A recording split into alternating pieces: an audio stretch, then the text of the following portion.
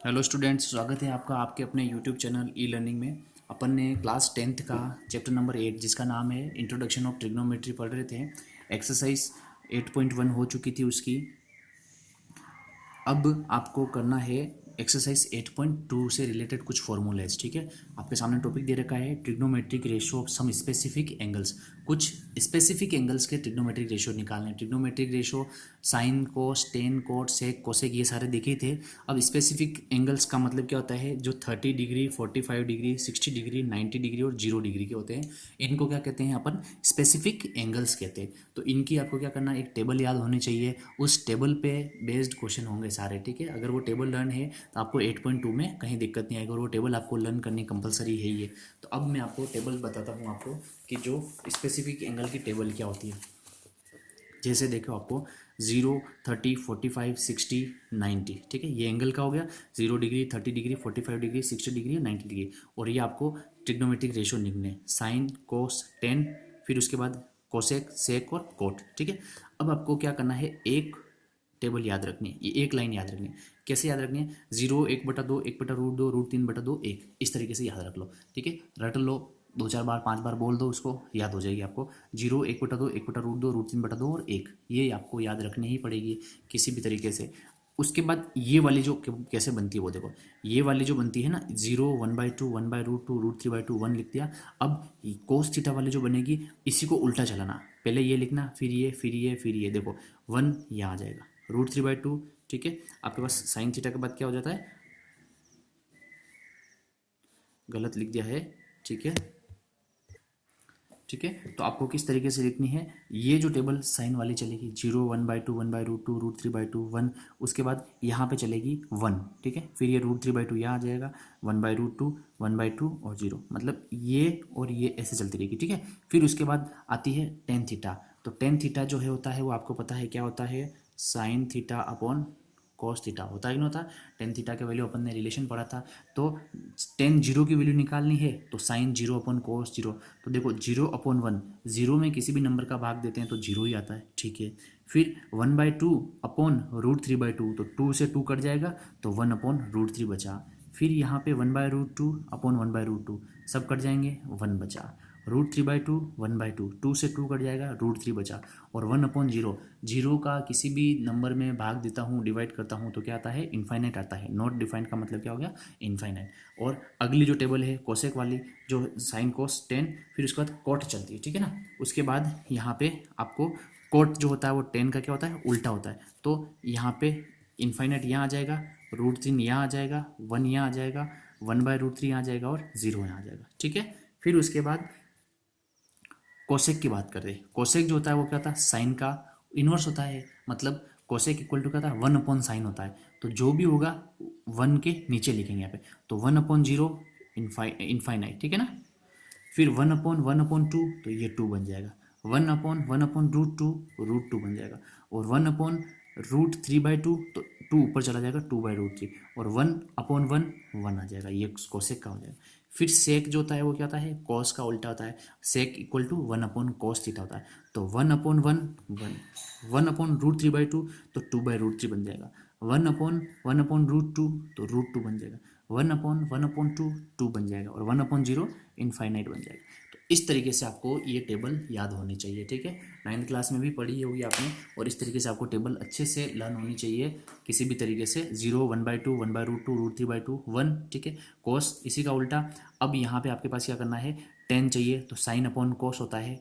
तो sine upon कोस 0/1 1/2 upon √3/2 1/√2 upon 1/√2 √3/2 upon 1/2 और 1/0। इस तरीके से आपको टेन का उल्टा कोट, साइन का उल्टा कोसेक और कोस का उल्टा सेक। तो ये टेबल आपको अच्छे से लर्न होने चाहिए। इस टेबल पे बेसिस सारे क्वेश्चन है। ठीक है ना, क्लियर हो गया। इस टेबल को आपको अच्छे से लर्न कर लेना है और आपको बाकी क्वेश्चन करने हैं।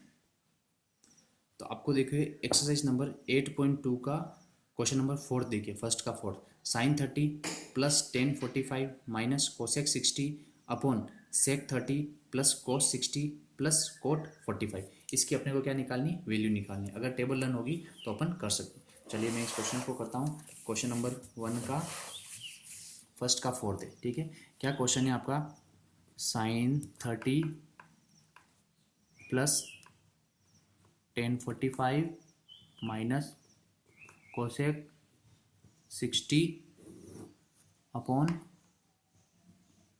सेक 30 plus cos 60 plus cot 45 degree. चलिए अब देखो साइन 30 की वैल्यू क्या होती है, वैल्यू पुट करनी है यहाँ पे। तो साइन 30 की वैल्यू होती है 1/2, फिर प्लस 1045 की वैल्यू 1, फिर माइनस कोसेक 60। कोसेक 60 की वैल्यू क्या होगी आपके पास, जो साइन 60 की वैल्यू होगी ना उसकी इन्वर्स होती है। तो साइन 60 की वैल्यू क्या होती है, देखो 0 1/2 1/√2 √3/2।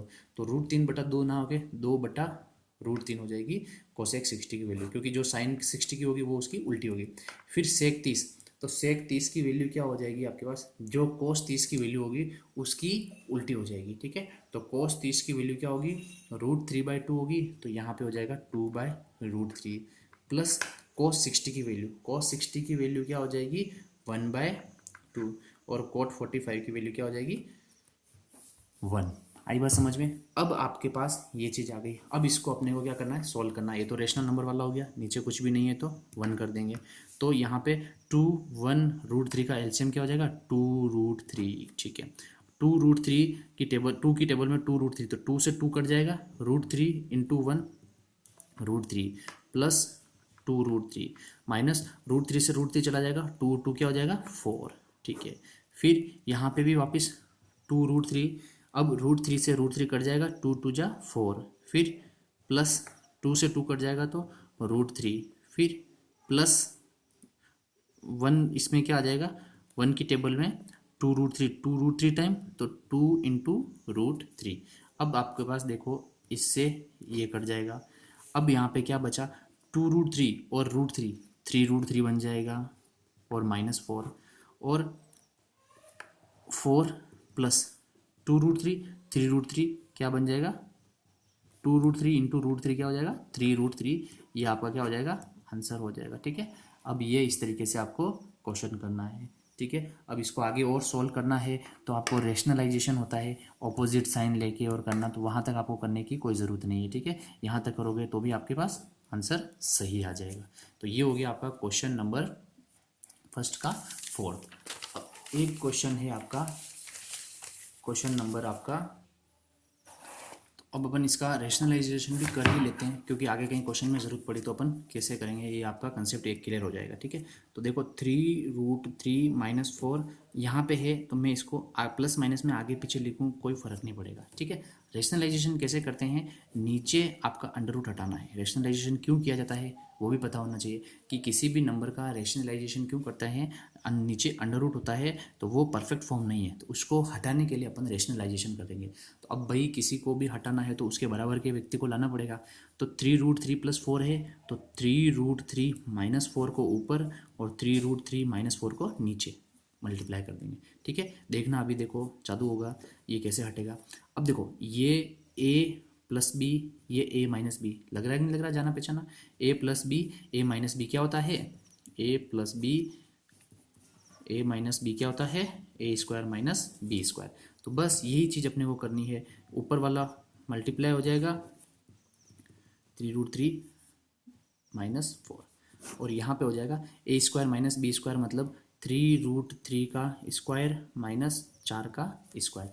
चलो अब आगे सिंप्लीफाई करो, देखो ये 3√3 - 4 3√3 - 4 सेम है ना, तो स्क्वायर हो जाएगा 3√3 - 4 का स्क्वायर। और यहाँ पे हो जाएगा, देखो यहाँ पे स्क्वायर करेंगे, 3 का स्क्वायर क्या हो गया 9 और √3 का स्क्वायर क्या होगा 3, तो 9 × 3 क्या हो गया 27 और 4 का स्क्वायर क्या हो गया 16।